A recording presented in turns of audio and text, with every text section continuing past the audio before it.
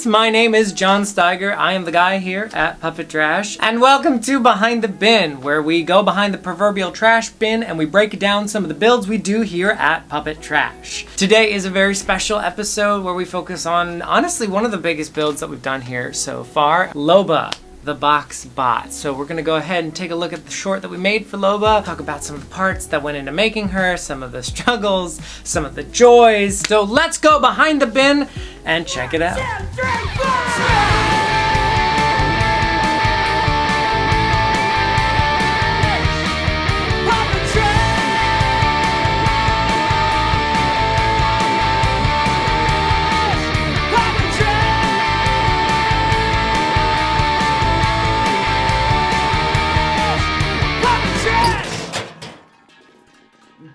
Yeah. Alright, we're all set up here with Loba the Box Bot, the short that we made, kind of introducing the world to Loba. I'll kind of break down certain things, pause here and there, and kind of talk a little bit more about the build and the video as a whole. So let's do it. And we're going to immediately stop. You know it's great when you have to stop 3 seconds into a short film to kind of explain something. Loba's inspiration was actually based off of another video that I did very early on in the channel's life called Dancing Machine. It was Dancing Machine ? And we basically took a Kleenex box, a tissue box, and turned it into this little robot head. And I really liked it. I thought it moved well. There was a bit of character to it. It was essentially, like, it really was a grassroots of what I kind of wanted to do with the channel in terms of let's make a puppet out of as much trash as we can. Like, you know, the box itself was very much, would make a great robot head, and it did.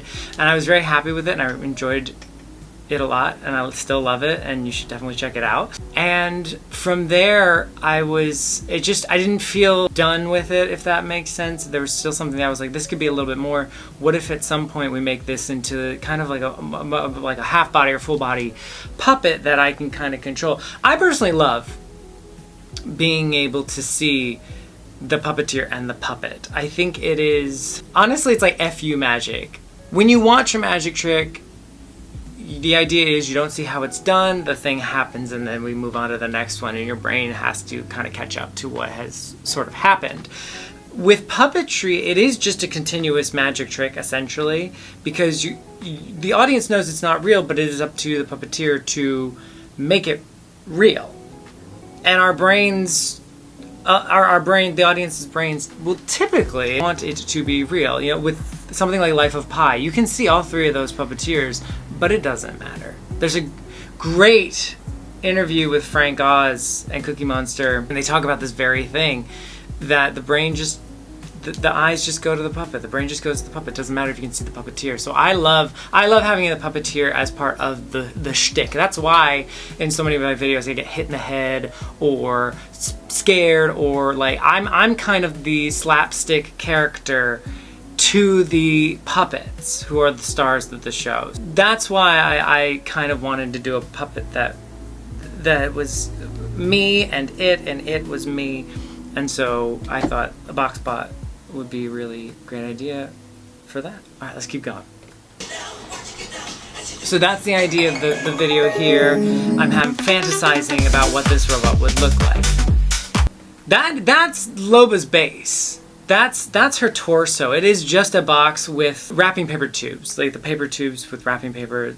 Those are kind of the extension parts. Lots of toilet paper tubes as well, which we'll get into. But she's a hollow husk of a woman. She's not. That's awful to say. She is just a box, though. That was the premise. The idea behind this was the base piece of trash was going to be a box, and boy did we. You can't see it there, but that was my wife. My wife is the one who throws things at me for these videos. She's very good at it. These are more wrapping paper tubes that we had. I don't know even how. I think I found them in the communal trash area. I do want to preface, I don't go running around in trash. I really don't. If something I see catches my eye and I want to grab it, I'll grab it. I don't. if it's a little bit dirty, I will clean it. If it's too far gone, it's not happening. Like, it's not that. But I'm not actively like, oh, here's a trash bin. Dunk. I don't do that. But I do keep my eyes open every once in a while. I'll check in and stuff like that. But I don't. No, I'm not. Please don't think I'm running around in garbage. So these will eventually become the legs, which we'll kind of see. I love that transition so much. Okay, so, well, let's back it up. A lot happened. So the hinges there, the sort of reverse kneecaps that like birds have, those are the lips of USPS Express boxes. So you know the little foldy bits there. I ripped those up. And if cardboard has, talk to you about the science of cardboard, but it almost has like a natural ridge, natural grain to it, for genuinely a lack of a better term. I know that's not what a grain is, but it has this natural way of bending. And if you work it a little bit, it gives you almost like a spring-like movement or give. Originally, I had these reversed. I had them like proper kneecaps, but the movement wasn't gonna work super duper well. It wasn't gonna be as fluid. So we did the reverse kneecaps. It always makes me laugh because I think that's like a bird. I don't know. But it works really well for this. I can't explain why. I'm sure somebody smarter than me could, but go ask them. So those are the knees. I didn't really do anything to the wrapping paper tubes. They just got cut in half and there they are. And then the feet are interesting. The feet are those cardboard inserts that they put in shoes to keep the shape when they're like brand new. I took those out. We actually were at a Target and I went through the shoes and just took out just 2 of the inserts. I'm 90% sure these are not matching shoes, by the way. So if you got a pair of shoes from the Target near me and they're missing one of the cardboard inserts, I'm not sorry. I needed them. And then for a little bit of support on the end there to give it a little bit of weight for when we move, I used Talenti lids. So the ice cream Talenti, they're like nice little plastic lids that I glued together and taped on there. The legs have gone through some changes, which we might talk about a little bit later. So then we get into the head. I love this head. I love the neutrality of it, but also there's a great expressiveness to it. But the head is a paper plate. The eyes, the kind of circly eyes, the glasses if you want to call them that, are disposable cups. They're paper cups that I used. And then the black pupils are just black construction paper, and then behind that is tissue paper, some like wrapping tissue paper. We rigged lights up to it, and so that kind of gives it a nice little bit of a glow there. I basically cut out the mouth plate. I don't know, the mouth plate there. It's the same plate, we just cut it out. Behind it, what essentially makes the mouth move is an old hair clip that broke. And it's held there by tape, glue, hopes and dreams, and there is a popsicle stick. And that's basically the mechanism that makes the mouth move. I was really nervous about this because I was like, how am I gonna do this? The simplest option is usually the best. And so far it's held really well, and until the day that it breaks, we'll just keep going. So the arms here, the arms are just toilet paper rolls. Originally, I had this very thin wire, this very thin gold wire that we used for wreaths. We were using them to make our own wreaths for our door. And I was like, oh, this would be great. And then we did the before and after video for Loba. Within the first like 20 minutes, it broke. So I've actually pivoted since the making of this film. There are now paper clips holding the arms together. They still get that mobility. They're much stronger and they're holding up pretty well so far. So let's see if it lasts for Comic-Con. But they seem to work really, really well. And what's nice is that they're very easy to replace if they should break. Love that bit. Fun fact. If you look at the left hand of the screen, you can see Loba completed in the background, and I did not know that she was there.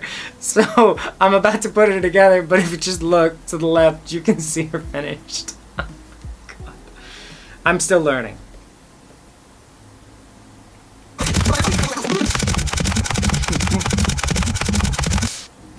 I I love stop motion animation. A lot of people don't realize stop motion animation is a form of puppetry. If you look at Nightmare Before Christmas or Corpse Bride or James and the Giant Peach or Kubo and the Two Strings, they're all these incredible models that move, and they've got like ball joints and they switch out the faces. They're all these amazing puppets. Do a deep dive. Honestly, it'll give you a whole afternoon just to check all this stuff out because it's very, very cool. Very, very hard to do. The first time we experimented with stop motion was in Planting Roots, which was our 48-hour Puppet Film Festival submission, where we made the flower grow. And my sister-in-law had a really good way of doing it that was really, really quick, but also very, very effective. And so throughout a lot of the short videos I do, every now and then I'll throw in some what I would call amateur stop motion animation, mostly because if I had the time I would, but it's hard. It is a difficult craft and it's incredible, and if you do it, I have mad respect for you, and if you don't do it, try it because it's really, really cool. Move and groove. There she is. There she is. What I eventually ended up doing was so if you're looking at it, it would be her right arm, the arm on the left, now has a command strip hook, Velcro hook, that holds the hand here to the side. So it looks like she's walking like this sometimes with her arm stuck like that. If I wanted to take it off, I could, and eventually put a rod in to where I could manipulate both hands or have somebody else do it. That would be a nice eventual transition, or get some sort of fishing wire to connect the two and they can move independently of each other. That's the nice thing about this, is that there's still room for growth. That slot there, that little cresty looking thing there, that's actually a deposit slot. So when we go to Comic-Con and we meet people, we're gonna distribute stickers that way so they can hold their hand out underneath her, on her stomach there, and a sticker will pop out of that little slot there. It's big enough for all kinds of like flat objects that I can't like pop out, like a kitten or something. Not that I would, that would be awful. Inside, you can't see the inside obviously because that's the point, but the wire for the string lights goes down there. I've attached the battery pack and on-off pack to the wall there so I can easily flick it on and off. And then there's really not much to it. The legs go up in there, so you got like two little pipes that are legs that stick in there, and then that almost like a spine on the head that goes all the way down. That gives it a lot more support for the head. Another piece of support for the head that I didn't mention was that behind the plate face is another box. That is a San Pellegrino box. That's just for support. It gives the mouth a little bit something to push up against. It was all about support. That was the biggest issue with this, was trying to figure out what things could support what things to make these things work. It all came together in the end, I think. And then the rod there so that I can manipulate her hand. It's an old coat hanger wire, so it's nothing special. A lot of this is nothing special, but there she is. We brought the feet up quite a bit, actually, because they kept hitting the ground. So we brought the feet up, and then we gave it another one of those hinges, just like the knees. The ankles now have similar hinges like that. So I hope you enjoyed that behind the bin of Loba. Say hello, Loba. Hello. We want to thank you so much for joining us here today on Behind the Bin. Please be sure to like and subscribe. We've got lots more behind the bins, lots more shorts ideas, just so many things. So many things. But we're very excited. We've got lots of cool stuff coming up with Loba. This week, tomorrow actually, as of this recording, we are going to be at New York City Comic-Con. So if you're there, please come up, say hi, get a free sticker from us, do the robot. That's what we're going to be challenging people to do, is do a little bit of the robot. It should be fun. What? Nothing. But thank you so much. Stay safe, stay kind, stay creative, keep on building, and we'll see you next time.